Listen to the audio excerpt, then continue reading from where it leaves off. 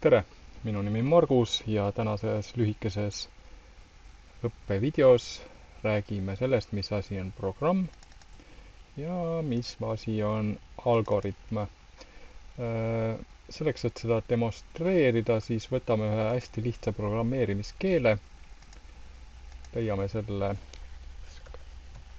Scratch nime alt. Kui te oma veebilehitse ja saavate Google'i ja Google'isse hoidmata otsinguse Scratch, siis tõenäoliselt leiate te selle vaste üsna lihtsalt. Kasutajakontot sinna looma ei pea ja kui ta on nüüd teil eesti keeles, siis on seal loo nupp, kui on inglise keeles, siis create nupp. Minul on seal kasutajakonto olemas. Vajutan loo. Kui teile see keel meeldima hakkab ja rohkem programme tahate luua, need alles hoida, siis loomulikult tasub siia konto luua, siis on ajalugu alles.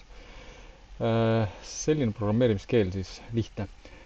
Kui nüüd mõelda, mis asi on algoritm, siis võib-olla mõtleme sellise plaani, et oletame, et see valge ala siin on kassi maailm ja siin üleval vasakus nurgas on kassi kodu, et kuidas võiks olla kassi ümber maailma reis. Üks võimalus seda mõelda on nii, et paneme kassi koju, esimene samm, liigutame kassi paremale ülesse nurka, seejärel liigutame kassi paremal alla nurka, seejärel kass alla vasakusse nurka ja seejärel lõpuks koju tagasi. Selline võiks olla algoritmiline plaan. Selline plaan on. Aga meie programm ei tea sellest plaanist mitte midagi. Ehk siis meil on tarvis nüüd sellele programmile öelda programmeerimiskeeles antud võimalustega, lausetega, et kuidas meie algoritm peaks olema programmi sisse pantud. Alustame siis programmeerimist Scratch keskkonnas. Selles keskkonnas on vaja programmile öelda, et tal on algus. Algus on tähistatud siin tihti rohelise nipuga. No nii. Ja saame loomulikult testida, see on, aga näete, ei juhtu mitte midagi, kas siis vajutas siin või siia, sellepärast meil ei ole ühtegi lauset, ühtegi käsku sellele kassile antud. Paneme siis, esimene algoritmiline mõte oli meil see, algoritmi algus oli meil see, et paneme kassi koju siia nurka. Ja kassi panemiseks võiks olla, et mine kuhugi. Selles programmeerimiskeeles on siis nagu matemaatikaski seda siin X telg ja seda siin Y telg ja kusagil siin keskel on 0 punkt, aga meil oleks tarvis passkonna siia koju ja siit me saame näha nüüd ilusasti, et mis on need väärtused kassi kodu jaoks. Kassi kodu väärtus on siis X-i väärtus on miinus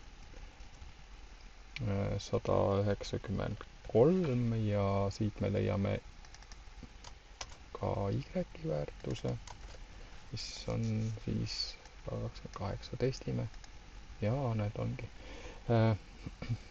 Kuidagi võiksime aru saada, et meie programm algas, siis me ütleme, et kass alustab teed. Võiks kass lihtsalt teatab, et tema asub teele. Alustame reisi näiteks ja 1 sekund piisab. Kass siis teatab, et tema alustab reisi. No jah, vaatame, kas ta siis ka teatab seda. Teatab küll. Järgmiseks, nagu algoritmis plaanis oli, kass võiks siia paremale üles liikuda, et liikumiseks on meil valida liikumise alt taas liugle. Ja taas on meil siis selline ühe sekundiga liugleb ta siis paremale äärde. Parema ääre koordinaadid leiame taas. Siit ja Y on meil 130.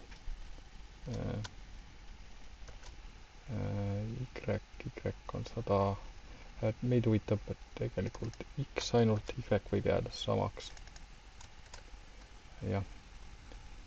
Testime oma programmi taas. Oi. Meie programmiga juhtus midagi, mida see programm algoritmile vastavalt teha ei tohiks. Meie algoritm ütles, et peaks teistmoodi käituma ja seega on üks võimalus meil see programm ära parandada. Me leiame, et meil on väikesed märgivead ja see ei võta meil kaua aega. Ja me testime. Tagasi koju ja nii.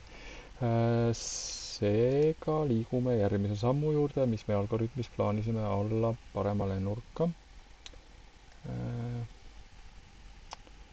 Ja siin me muudame nüüd ainult Y-telge.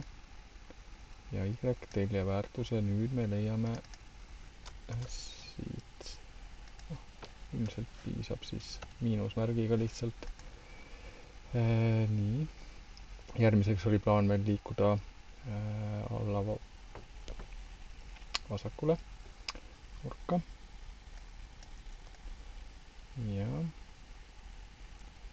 Ja selleks on tarvis meil X on meil olemas, X oli meil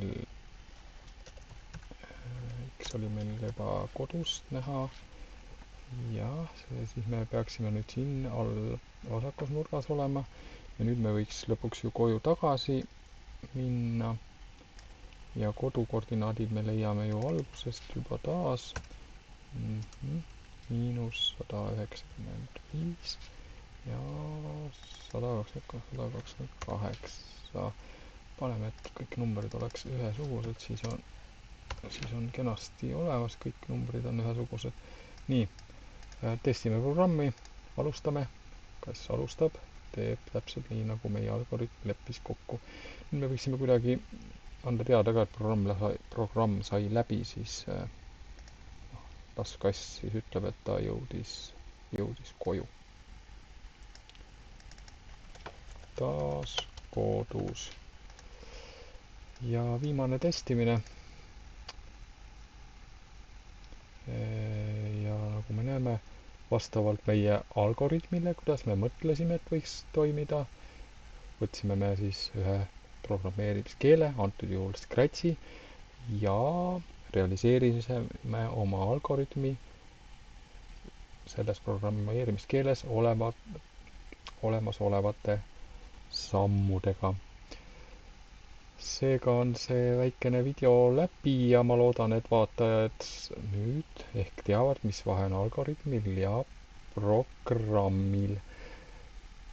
Tänan vaatamast. Head aega!